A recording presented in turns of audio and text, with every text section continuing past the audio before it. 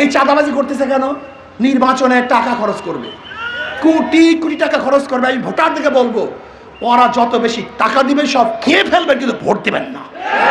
এই টাকা আপনাদের টাকা, এই চাঁদাবাজির টাকা, গুন্ডামির টাকা, লুটের টাকা।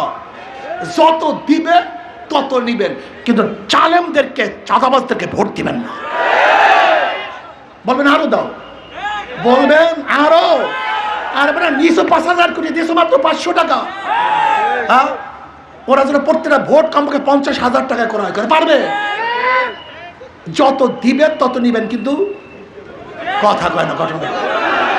যত দিবে, কিন্তু টাকা কাদের? কথা বলে না কেন? টাকা কাদের? যত টাকা দিবে তত নিবেন, কিন্তু যারা টাকা দিয়ে ভোট ক্রয় করবে, মনে করবেন ওরা রাজনীতি করতে আসে না, ব্যবসা করার জন্য আসছে। ওদের ব্যবসায় হারিকান ধরাইয়া দিবেন, কি রাজি আছেন ইনশাআল্লাহ?